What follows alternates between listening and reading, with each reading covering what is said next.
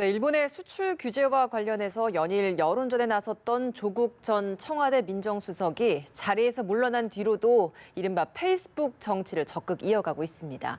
내일부터 7월 임시국회가 문을 여는데 여야가 국회 정상화를 이뤄낼 수 있을지 주목되고 있습니다.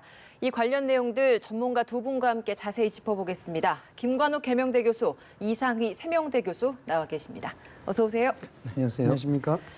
네, 조국 전 수석, 이제는 전 수석입니다. 자연인 신분으로 돌아가고 나서 곧바로 SNS 활동이 다시 시작됐습니다. 올린 첫 내용 글을 보면 일단 참여정부가 한일협정으로 징용자 청구권 소멸됐다라고 결정 내린 게 아니다라는 반박 글이었습니다. 이런 내용을 일단은 일부 보수 언론에서 내용을 게재를 했기 때문에 거기에 대한 반박 내용이었는데 그렇죠. 이 내용 어떻게 좀 들으셨습니까? 그러니까 이게 국민들에게 좀 혼선을 줄 수 있다라고 아마 조국 전 수석은 생각을 한 것 같아요. 그러니까 네. 2005년에 민간 공동위원회가 개인의 청구권이 소멸된 걸로 결론을 내리지 않았는데 결론이 난 것처럼 이렇게 일부 야당과 언론이 얘기를 하고 있는데 이걸 바로잡지 않으면 국민들이 참여정부라면 지금 현 정부와 맥을 같이 하는 정부가 스스로 만들었고 스스로 부인하는 거 아니냐 뭐 이런 혼란을 줄 수 있으니까 이걸 명쾌하게 자리를 이제 그대로 이제 원래대로 돌이키려고 하는 그런 의도에서 나온 것 같아요. 예. 근데 지금 또 한 가지 문제는 뭐냐면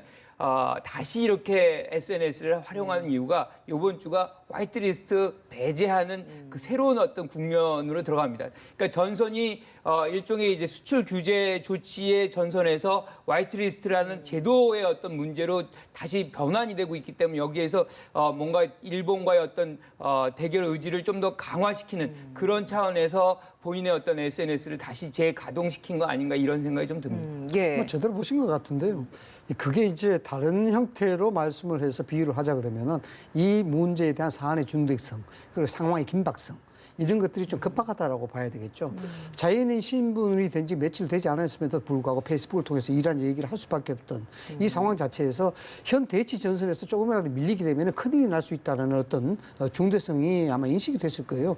이걸 그냥 상식적으로 우리가 생각을 해본다 그러면은 지금 한일 갈등에 대한 부분들이 실질적으로 이것이 가시화돼서 화이트리스트가 직접적인 제재가 들어오고 그로 인한 경제가 상당히 위축되고 여기에 문제가 생겼다 한다 그러면은 여기에 대한 책임 소재에 대한 부분에 있어서는 정부에 대한 게 굉장히 곤혹스럽단 말입니다. 예. 그런 측면에서 굳이 뭐 정치적인 악용이야 하겠습니까만 이 프레임 자체를 자꾸 어떤 책임에 대한 인식 이런 부분으로 몰고 간다 그러면은 정부 여당 입장에서는 특히 문재인 대통령 입장에서는 굉장히 곤혹스럽기 때문에 조국 수석의 입장으로서는 전 수석의 입장이었음에도 불구하고 불과 며칠 전에 페이스북 정치로 비판을 받았음에도 불구하고 예. 나설 수밖에 없는 그런 상황의 중대성이 굉장히 긴박하다고 봐야 되겠죠. 나설 수밖에 없는 상황이었기 때문에 저는 이렇게 그렇게 글을 봅니다. 올린 네. 것이다. 근데 사실 뭐 대일 여론전 말씀하신 것처럼 중단하겠다라고 이야기를 했었었는데 이렇게 SNS를 통해서 어느 정도 전 수석으로서 어떤 역할을 하려고 했다라고 볼 수 있다는 건데 그럼 이런 SNS 활동이 어느 정도 효과가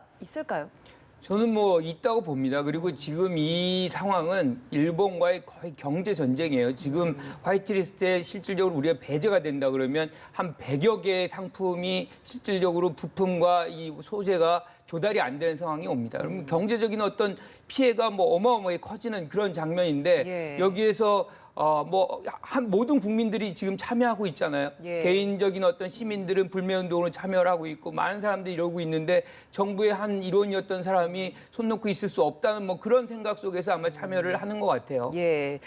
조 전 수석 뭐 사실 지금은 자연인 신분입니다만 그 신분이 그리 길진 않을 것이다라는 전망이 많은 것 같아요. 네. 앞으로 또 법무부 장관으로 차출될 가능성이 가장 크게 좀 전망이 되고 있는 것 같은데 이 설 말고도 총선에서 어떤 역할을 또 할 것이다. 뭐 다양한 이야기들이 나오는 것 같아요. 그렇죠. 좀 앞으로 좀 전망 어떻게 보십니까? 그 전망을 하기에 앞서서 실질적으로 조국 전 수석이 왜 이렇게 나서느냐에 대한 문제 아니겠습니까? 이 부분이 충분히 정치권에서도 이야기할 수 있음에도 불구하고 조국 전 수석이 직접 페이스북을 통해서 소통을 지금 주장하고 있고 예. 그 얘기를 하고 있는데 뭐 이런 것들은 문재인 대통령의 어떤 의사와도 일치하는 그 면이 있다라는 부분들을 상징성으로 좀 더 부각시키기 위한 어떤 노력이다 이렇게 봐야 되겠죠. 그런 그런 측면에서 본다 그러면은 페이스북 효과는 상당히 있다고 지금 봐지는 것이고요. 예. 여기에 따라서 소위 말하자면은 뭐 친여 성향의 어떤 지지자들이라든가 이런 지지자들 성향이 상당히 결속되는 그런 움직임을 보일 수 있다 이렇게 봅니다. 다음에 이제 말씀하셨던 그러면 이 부분에 대해서 조국 수석이 왜 그럴 것이냐, 총선용이냐 아니면은 뭐 후에 볼 수 있는 대권 가도용이냐 이렇게 볼 수도 있고 한데 개인적으로 본다 그러면은 브랜드 가치가 굉장히 상승했다고 봐야 되겠죠. 적어도 한 진영에서만큼은 상당히 여기에 깃발을 흔드는 역할을 지금 할 수밖에 없는 또 하고 있는 그런 입장이기 때문에 상업적 가치는 굉장히 높다고 봐야 될 것 같습니다. 예. 근데 총선에 대한 부분들은 실질적으로 조국 수석이 가지고 있는 여러 가지 역량이라든가 이런 거 봤을 때는 본인도 물론 그렇게 밝혀왔습니다만 총선에 나가지 않는다는 이야기하는 점이 있고 법무부 장관에 대한 기용 가능성 이건 거의 확정되다시피 기정사실화되다시피 하고 있는 그런 입장이란 말이죠. 그렇다 그러면 법무부 장관을 갈 가능성은 굳혀지는 것이고 이러한 것들이 법무부 장관 갈 가능성에 대해서 어떤 영향을 줄 것이냐 이런 문제인데 저는 이 부분에 대해서는 조국 수석 오히려 의도하고 있지 않느냐라고 저는 그렇게 보는 겁니다. 뭘 의도한다고? 네, 법무부 장관으로 가게 되면은 여러 가지 정치적 공방이 치열하게 전개되지 않겠습니까? 예. 결국 이런 것들은 법무부 장관 인사청문회를 통해서 정치적 공방이 치열해질 텐데 법리적 공방이라든가 도덕적 공방이 아니고 결국 정치적 공방으로 갈 수밖에 없다. 라는 그런 측면입니다. 예. 정치적 공방으로 간다 그러면 인사청문회에 대해서 한국당이 부적격적인 의견을 낸다 하더라도 이 부분에 대해서 상당히 공감된 어떤 명분을 얻기가 굉장히 힘들어지는 겁니다. 왜냐하면은 대통령 인사권을 행사하게 되면은 결국 장관의 내각 진용은 대통령 코드와 맞는 사람들로부터 인선이 될 수밖에 없는 것인데 그럼 대통령 코드가 같이 하는 정치적 철학과 이념과 이에 대한 사상을 강조하고 또 그에 대한 행동을 한다 해서 장관이 되지 못하는 법이 있겠느냐라고 이야기한다면은 사실 명분에서 밀릴 수밖에 없죠. 근데 저는 좀 생각이 다른 게 뭐 조국 전 수석이 이런 SNS를 하는 것이 일종의 정치 청문회를 만들어서 이런 어떤 검증을 피해가려고 하는 거 아니냐 뭐 이렇게 해석하는 거 좀 과한 해석이다. 지금은 실질적으로 아까 말씀드린 대로 일본과의 대결 구도가 심각해지는 거. 이번 주가 아마 오는 주가 가장 치명적인 주가 될 텐데 여기에서 뭐 구성원이었던 지금 현재 정부를 구성하는 사람들 모두가 다 나서서 해야 되는 그런 장면이고 조국 전 수석을 총선까지 얘기하는 건 좀 과하다. 그러니까 우리가 조국 전 수석 얘기 생각하면 항상 사법개혁이 상징성을 갖고 있잖아요. 예. 그러니까 법무부 장관으로서 사법개혁을 완수하는 것만으로도 사실은 힘이 묻히고 시간적으로도 부족해요. 그거를 내년 4월 달에 있는 총선하고 연결을 시킨다. 저는 그거는 과한 해석인 거라고 생각합니다. 그리고 예. 본인의 위임받은 지금 이 상황에서 본인이 생각하는 부분도 결국에는 사법개혁 본인이 많이 추진해 온 거 아닙니까? 공수처 설치라든가 뭐 검경 수사권 조정이라든가 이런 것들을 어떻게 실질적으로 제도화하느냐, 법제화하느냐. 특히나 이제 사개특위가 지금 자유한국당이 위원장을 가져갔기 때문에 상황 굉장히 어려워요. 이걸 어떻게 뚫고서 이걸 실질적으로 개혁을 완성해내느냐가 이분의 몫이 아닌가 이렇게 생각합니다. 총선 차출룰 이야기가 나온 것이 사실 법무부 장관 차출 이야기가 나오니까 좀 가라앉기는 했었는데 최근에 또 박지원 의원이 한 언론 인터뷰를 하면서 뭐 아마 내년 초 정도면 또 다시 이제 또 총선에서 차출되지 않겠느냐 이런 이야기를 했었거든요. 제가 요즘 이렇게 들어보면 박지원 의원은 조국 전 수석의 팬인 것 같아요. 그러니까 모든 자리를 다 주고 예. 싶은. 그러니까 뭐 법무부 장관, 총선, 거기다가 뭐 대선 뭐 이런 얘기까지 하는데 그렇죠. 거기 뭐 갈 수도 있겠죠. 그런 단계를 다 밟을 수도 있겠지만 제일 중요한 거는 지금 본인에게 주어진 거는 사실은 사법개혁이다. 그 부분을 어떻게 하느냐에 따라서 미래가 다시 열리고 닫히고가 결정된다 이렇게 생각합니다. 그럼 예상대로 법무장관이 된다면 사법개혁, 뭐 주어진 역할 잘 해낼 수 있을 거라고 보십니까? 저는 뭐 지금까지 해온 걸로 봐서는 그렇게 달성할 가능성이 꽤 있다. 아직까지 문 대통령의 임기가 한 2년 반 정도 남아 있는 상황이고 지금 본인도 막 이제 법무장관이 된다 그러면 상당한 임기를 보장받는 것이기 예. 때문에 여기에서 자신의 어떤 가장 최고 목표라고 할 수 있는 사법개혁에는 모든 것을 던져서 아마 할 개연성이 있다. 이 교수님은 그 뭐 능력이라고 해야 될까요? 네. 법무부 장관으로서 이 부분 어떻게 보십니까? 상징성이죠. 뭐 능력도 가장 중요하겠습니다만은 조국 전 수석이 그동안 사법개혁에 있어서 검찰개혁에 있어서 해왔다라는 어떤 그 깃발의 입각에서 본다 그러면은 상당히 여기 의지를 가질 수밖에 없는 것이고 그 자체에서 능력과는 무관하게 이 부분에 대해서는 강한 여론의 힘을 뒷받침할 수밖에 없을 것이다. 예. 이렇게 봅니다.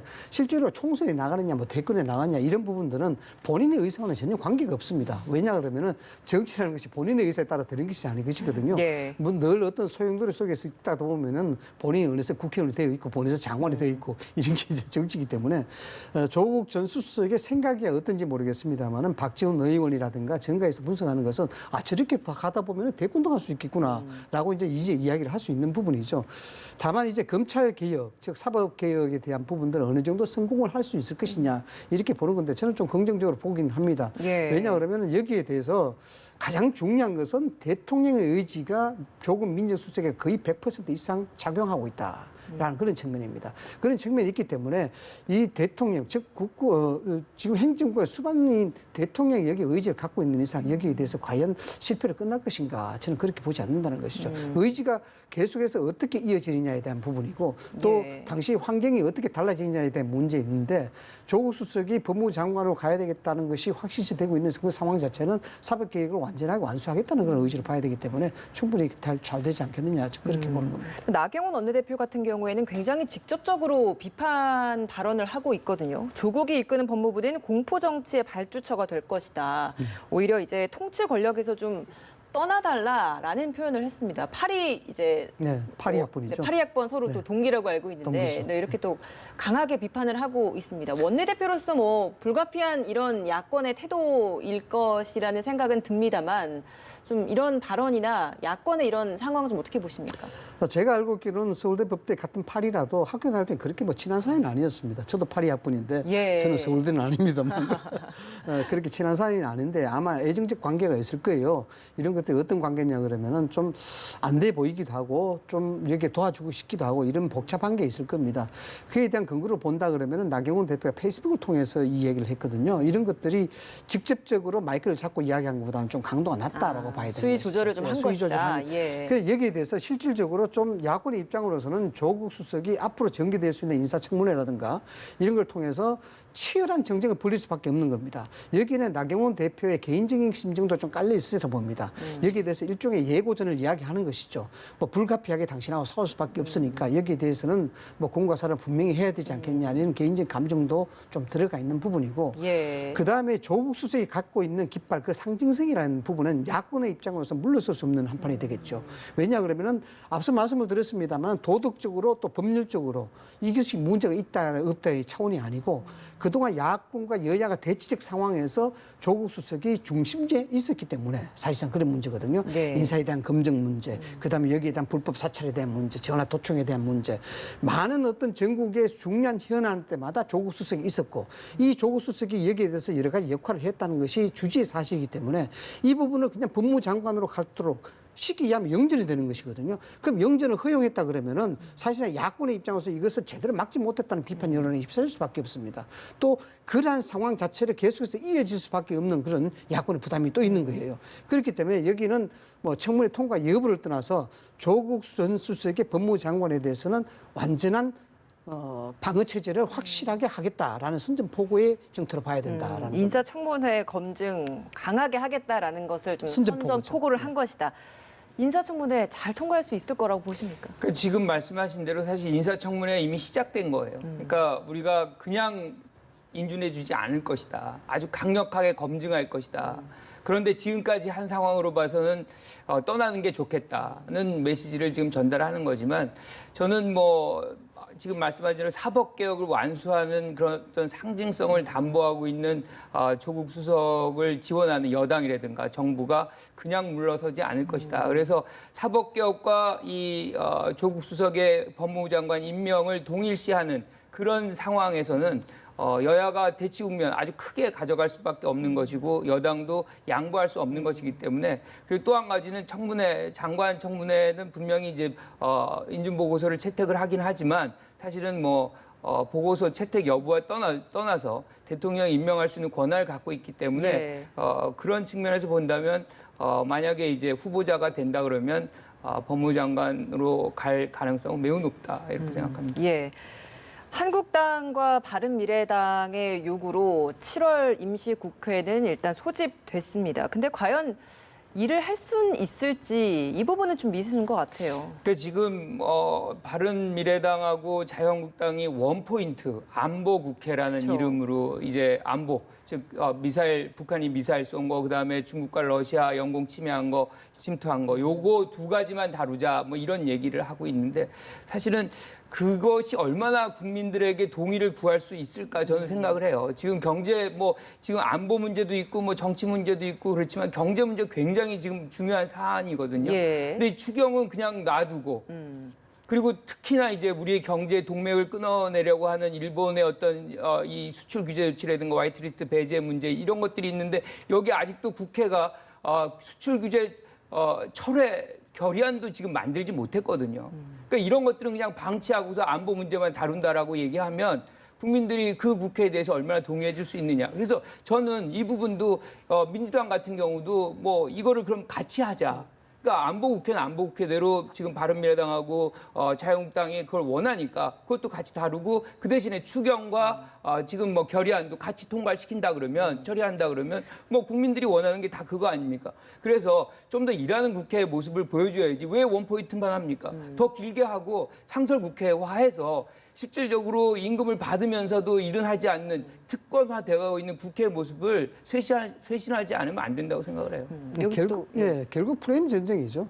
정치권에 대한 갈등과 대립은 프레임, 누가 우선순위에 누가 유리한 고지에 먼저 서느냐 이 문제입니다.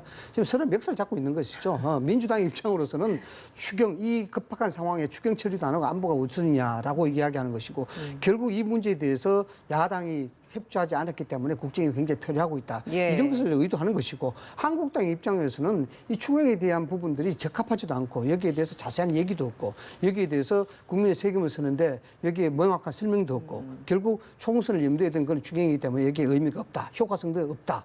그런 측면에서 본다 그러면 안보 이 부분이 절체절명의 위기 상황에 있으니까 여기에 대해서 원포인트 하자라고 다시 이제 민주당이 멱살 잡고 있는 부분이죠. 예. 그렇기 때문에 이건 뭐 어떻게 해결될지는 모르겠습니다만은 사실상 이 부분은 대치할 수밖에 없는 그런 상황이 되는데 저는 또 뭐 예상을 해보건데 실질적으로 어느 상황이 되면은 한국당이 전격적으로 추경을 허락할 수 있는 그런 가능성도 충분히 있을 것이다. 7월 임시국회 내에서요. 네, 뭐 가능성이 있지 않겠냐. 왜 예. 그렇게 보냐 그러면은 첫째는 이겁니다. 추경에 대한 부당성에 대해서 지금까지 계속해서 한국당은 이야기해왔는 상황이고 추경보다 더 큰 어떤 이슈가 발생이 돼 있다라는 겁니다. 이것이 한일 갈등에 대한 부분이고 여기에 이제 동해상의 러시아와 중국의 영공이고 이런 부분들이 더 큰 아젠다가 더 커져 있기 때문에 이 부분들이 실질적으로 정치적 정략적 활용 가능성을 본다면 더 크다는 것이죠. 그럼 추경에 대한 부분들은 이것이 실질적으로 얼마 정도의 영향을 줄지 모르겠습니다만 경제적인 효과에도 0.1%라고 이야기하지 않습니까? 이런 부분도 있고 여기 계속 뭔가 발목 잡기 한다 그러면 실질적으로 좀 야당의 역할로서는 본인의 역할을 하지 못한다는 그런 비난에 봉착될 가능성이 좀 있기 때문에 예. 저는 이 부분의 안보에 대한 부분들은 글쎄 원내대표 협상에서 어떤 좀 어떤 협상이 오고 가리라고 저는 생각이 듭니다만 어느 시점에 따라서는 추경을 전격적으로 받아들일 가능성이 좀 있다라고 봅니다. 추경을 발의한 지가 95일 됐어요. 그쵸. 그러니까 지금 3달하고도 훨씬 지난 건데 이거를 그러면 자유한국당이 왜 이 발목을 잡고 있느냐. 저는 패스트트랙하고 연동이 돼 있다라고 생각을 해요. 그러니까 패스트트랙을 되돌려 놓는다는 것이 아니라 그 부분도 있어요. 그러니까 패스트트랙에서의 그 법안을 어떻게 처리하느냐 그 문제도 있지만 패스트트랙 과정 속에서 우리가 선진화법 위반 사안들이 있습니다. 그러니까 거기서 우리가 동물국회라고 얘기했지만 많은 폭력 사태가 이루어지고 범법행위가 이루어졌어요. 혐의가 나왔어요. 자, 이거를 정치적으로 타협을 해서 이제 없었던 일로 가자 이런 얘기를 그런 요구가 그 안에 깔려 있지 않나는 의구심을 가질 수밖에 없는 거예요. 그렇지 않으면 95일 이상 이렇게 한국의 경제 문제를 악화시킬 수 있는 추경을 처리 안 한다는 거는 말이 안 되는 거예요. 왜냐하면 모든 정부에서 추경을 다 처리해 줬습니다. 그거는 한 정부를 위한 것이 아니라 국가 경제를 위한 것이기 때문에 해줘야 되는 것인데 이렇게까지 발목을 잡는 건 결국엔 그 사안을 해결해주는 반대급 문제국부로 이걸 주겠다는 그런 의도가 여기에 깔려져 있지 않나 이런 의심을 할 수밖에 없는 거죠. 국회 선진화법 위반에 대한 고소 고발을 취하지 취하기 않은 위해서? 그 부분 때문에 지금 이렇게 계속 이게 발목을 이제 잡고 있는 것 같다. 왜 중요하냐면 여기서 기소만 돼도 사실은 공천이 안 돼요. 그러니까 상당수의 자유한국당 의원들이 여기서 기소가 될 경우에 이제 공천을 못 받는다거나 뭐 이런 것들이 벌어지기 때문에 아마 원내대표도 그거를 타협할 수 있는 힘이 별로 없을 겁니다. 그런데 문제는 뭐냐면 사실은 누가 그 법을 만들었나요? 선진화법 박근혜 정부 때 여당에서 만든 거예요. 그리고 그 법안을 실질적으로 지켜야 될 사람들도 그분들인데 그분들은 법 위에 지금 군림하고 있는 것이고 법은 전혀 상관없이 특권층으로 살겠다는 얘기나 마찬가지잖아요. 지금 뭐 경찰이 소환해도 가고 있지 않잖아요. 이런 문제는 국민들에게 사실은 위법 행위를 해도 법을 안 지켜도 된다는 메시지로 뿐이 안 들리기 때문에 이 부분 굉장히 중요하다. 이 부분과 뭐 관련이 있는 것 같다라고 또 추경안과 연관성을 좀 이야기를 해주셨는데 이 부분 좀 동의하십니까? 우리가 원론적으로 저항이라는 부분을 이야기를 해봐야 될 것 같은데요. 저항을 하는 데 있어서 대문을 넘어서야 되는데 대문에 잠겨있다 해서 법에 저촉이 되니까 대문을 무너뜨리지 말아야 되겠다. 이러면 저항이 안 되는 것이죠. 그럼에도 불구하고 대문을 무너뜨려야 되는 것이 저항의 본질입니다.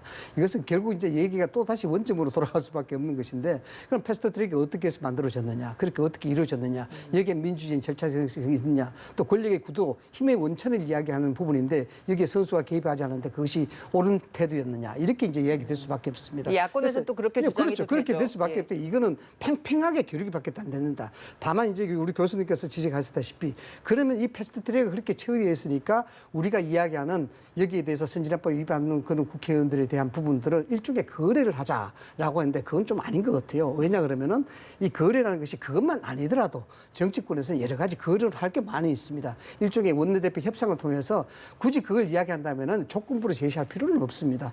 국회 정상화하는 조건으로 충분히 이야기할 수도 있는데 다만 이 패스트트랙에 달린 선진화 부분에 대해서 이미 이긴 경찰을 넘어갔으니까 여기에 대해서 한국당이 순순히 응한다 그러면 여기에 잘못을 그대로 시인하는 그런 것이 되고 여기에 뭔가 저항하는 자세를 좀 보여줘야 되는데 이것이 좀 매끄럽지 않게 좀 돼가는 것이죠. 예를 들어서 좀 매끄럽게 저항을 한다 그러면은 전체적으로 어떤 성명서를 그대로 발표한다든가 그 성명서 발표한 다음에 단체적인 어떤 입장을 충분히 이야기하고 여기에 대해서 순순히 소환의 입장에 응하는 그런 모습을 보여준다든가 이렇게 하면 좀 나을 텐데 무조건 안 간다 그러니까 여기에 대해서 그러면 뭔가 거래의 어떤 행위가 있냐 있지 않느냐 이런 걸 오해를 받고 있는 것이죠. 그렇기 때문에 여기서 뭐 거래를 한다기는 보기에는 조금 좀 적절치 않다라는 게 제 생각입니다. 그러니까 이게 표면에 드러나 있지는 않지만 속내에서는 약간 그런 것들이 있지 않겠느냐라고 말씀을 하셨던 것 같은데 그런 것은 좀 아니다라고 그럼 보신다는 얼마든지 거죠? 다른 어떤 거래를 할 것이라든가 할 수 있는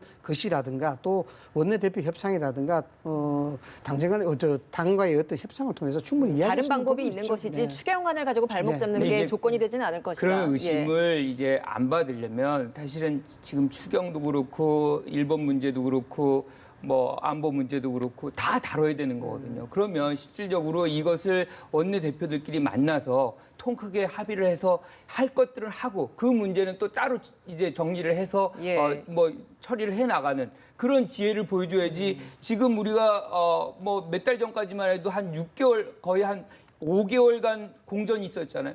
근데 또다시 이런 상황이 빚어진다 그러면 국민들은 알겠습니다. 국회가 존재하는 것인지에 대한 회의를 가질 수밖에 없다는 얘기예요. 원내대표들 간에 만나서 뭐 크게 일정에 합의하는 것 이것도 사실 중요합니다만 일단은 예결위에서 심사라도 좀 제대로 하면 안 되겠습니까? 이 부분은 왜 이렇게 안 되고 있는 겁니까? 일단 예결위 쪽에서 뭐 장재원 의원도 그렇게 이야기하는 것이고 또 김재원 위원장도 그렇게 이야기하시는 것인데 이거 뭐 자세한 얘기를 가져오라는 거죠. 명확한 이 돈을 어떻게 쓰고 어떻게 재원을 만들고 이 돈을 어떻게 영향이 있고 이런 부분들이 추경이라는 것이 법적으로 보장이 되어 있는 것 아닙니까? 국가의 긴박한 상황. 이 긴박한 상황에 대해서 이게 명분을 충족시킬 수 있는 것인가에 대해서 이야기를 하는 것이죠. 이건 야당이 이야기할 수밖에 없는 겁니다. 그래서 돈의 쓰임이 명확한 명세를 가지고 오라는 게 아직까지 이야기를 하지 않고 있고 일부 여권에서는 그 자세하게 이야기하지 않을 것은 우리 불찰이라고 또 인정하고 있는 그런 상황이거든요. 네, 오늘 윤유덕 의원, 그러니까 예결위 간사인데 기자 간담회 가지면서 예결위 심사를 하자 뭐 정확한 내용 가지고 오지 않았다라는 그 김재원 위원장의 이야기에 대해서 설명 잘 담긴 내용 자료 있다. 라고 이야기를 했거든요. 그러면 이 자료가 있다라고 한다면 예결위 다시 좀 속개될 수 있겠습니까? 언론의 발표, 언론의 이야기를 했는데 언론 이야기하기 전에 뭐 김정은 위원장하고 이야기했는지는 모르겠습니다만 그게 있다 그러면은 김정은 위원장도 안 받을 수가 없죠. 뭐 왜냐하면 심사거든요. 글자 그대로 예. 심사기 때문에 자세한 내용이 있고 여기 충분한 설명할 수 있는 자료가 있다. 그러면 거기서 심사를 열자 그러면은 김정은 위원장도 그러면 그걸 가져오라. 전격적으로 받아들일 가능성이 높죠. 예. 정말 뭐 야당도 그렇고 여당도 그렇고 서로 추경안을 시급한데 야당 입장에서는 뭐 당연히 야당의 역할로서 추경안을 꼼꼼하게 심사를 해야 하니 바로 통과는 어렵다라고 주장을 하고 있는 부분도 있는 것 같습니다. 그렇다면 여당 입장에서도 일정 부분 조금은 양보나 이런 부분도 필요하지 않을까라는 생각도 드는데 이건 어떻습니까? 항상 양보와 타협이죠. 그러니까 획득과 타협이 정치 아닙니까? 뭔가를 가져오고 또 뭔가는 양보하는 것이. 그렇기 때문에 일정 부분 추경안을 갖다 놓고서 야당이 안 된다는 부분이 있다 그러면 왜 안 되는지 그 적절성이 있다 그러면 그건 제외시킬 수도 있는 거 아닙니까? 그런데 통째로 지금 심사가 안 되고 있다는 건 추경안 전체를 안 하겠다는 것이 굉장히 정치적인 행위예요. 그러니까 이 국회에서도 사실은 행정적 행위들이 분명히 있는데 그 행정적 행위는 하면서 정치적 행위를 해야지 국민들에게 공감대를 가져갈 수 있을 텐데 이건 지금 정치적 행위만 하고 있지 않습니까? 그래서 이런 부분들은 분명히 지혜롭게 할 수 있는 부분들이 충분히 있기 때문에 야당도 이런 상황에서는 일정 부분 양보할 것, 여당도 양보할 게 있으면 양보해주는 그런 부분들을 보여야지 국민들이 안심할 수 있는 거죠. 제가 봐서는요 추경에 대한 부분들이 거의 이제 뭐 시청 말로 이야기하자면 약효가 많이 상쇄됐습니다. 그렇기 때문에 저는 뭐 조만간에 합의하지 않겠냐 그렇게 봅니다. 예, 알겠습니다. 좀 기대를 해보도록 하겠습니다. 자유한국당 지지율 이야기를 해봐야 될 것 같습니다. 한국당 지지율이 황교안 대표 취임 이후에 가장 낮습니다. 19%. 20% 아래로 떨어진 게 이번이 처음이죠. 한국당 지지율 보면 19%인데 더불어민주당 지지율 보면 39%, 뭐 2배 이상 차이가 나는 이런 상황입니다. 일단 지지율 하락의 원인 어디에 있다고 보십니까? 저게 이제 황교안 대표 취임 전하고 이제 돌아갔다, 회귀됐다라고 이야기하는데 당이라는 것이 어떤 형태든지 지지도의 등락에 따라서 이제 희비가 엇갈릴 수밖에 없습니다.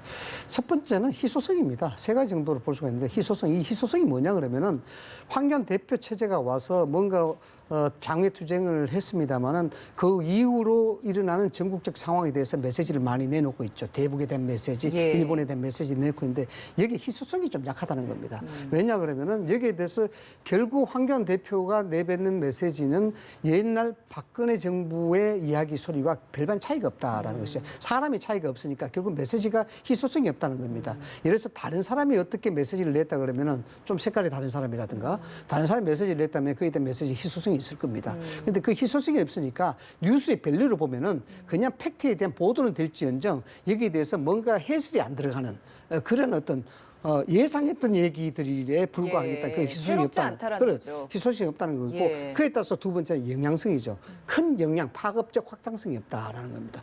전통적인 지지 세계에서는 맞는 얘기라 볼 수가 있겠지만 여기에 범준하는 세력들 봤을 때는 문제가 있다라고 보는 것이죠. 그래서 여기에 대한 영향성이 굉장히 문제가 있다라는 것이고 그 다음에 신선성이 없다. 뭐 새로운 게 없다라는 겁니다. 새로운 게 없으니까 실질적으로 확장성도 많이 떨어지게 되는 것이고 뉴스를 받아보는 언론사 입장에서도 얘가 뭔가 모르게 좀 폭발적인 어떤 확장성을 가지는 해설이라든가 분석을 해줘야 되는데 그 분석이 없다라는 것이죠. 거기에 대해 가장 중요한 어떤 신선성이 좀 문제가 있다는 것은 결국 당의 내부의 친박에 대한 전진 배치라든가 여기에 대한 인사에 대한 문제 이런 것들이 결국 여기에 대해서 많은 중도 확장성을 가진 중도층에 대해서 신뢰감을 던져주는 그것이 가장 큰 원인이다 봐요. 그러면 당 내 지도부에 대한 일정 부분 변화가 필요하다고 보시나요? 지지율 향상을 위해서? 지금 현재로서는 뭐 황교안 대표 입장으로서는 충분히 뭐 타당성 있는 인사를 했다고 볼 수 있습니다만 이건 정치라는 것은 지도자가 내가 말이 맞다 해서 맞는 건 아니거든요. 국민이 잘못됐다면 잘못된 겁니다. 당도 마찬가지거든요. 예. 지지 세력이 이것은 문제가 있다라면 그에 따라줘야 되는 것이 정당과 정치의 특성이라고 봐야 되는 겁니다. 바뀌어줘야죠.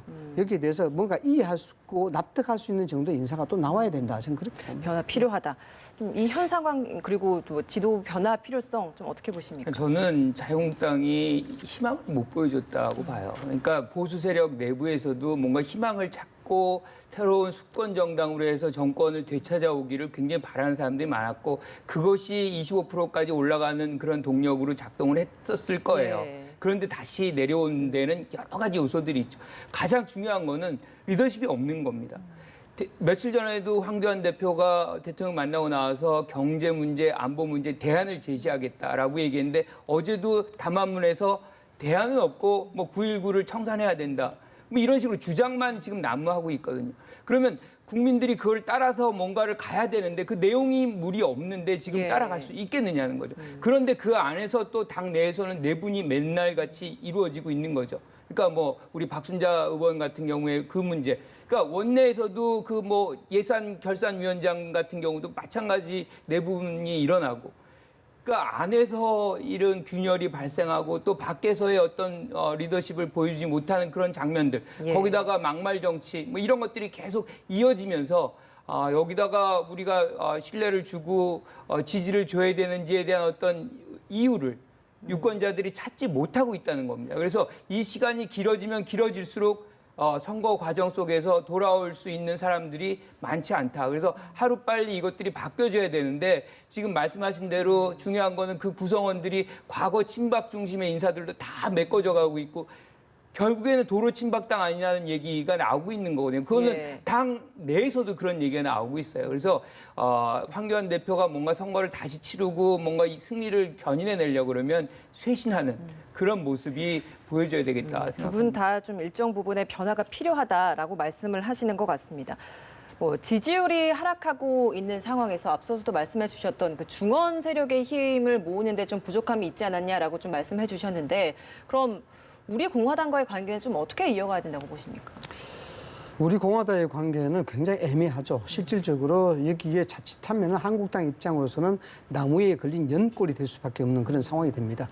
우리 공화당의 세가 굉장히 현재까지 약하게 보이지만은 저 약한 세가 언젠가는 한국당을 소위 말해서 다윗이 골리앗을 이기는 그런 형태가 될 수도 있다는 겁니다. 왜냐 그러면은 여기에 대해서 향후 총선을 두고 생각을 해본다 그러면 우리 공화당의 입장에서는 다른 전체적인 전반적인 전국적 지형을 보면은 영남권만 어떻게 획득하면 충분히 성산이 있는 부분이거든요. 그 영남권의 정서 자체가 한국당보다는 우리 공화당도 거의 대등한 위치에 있다라는 예. 겁니다.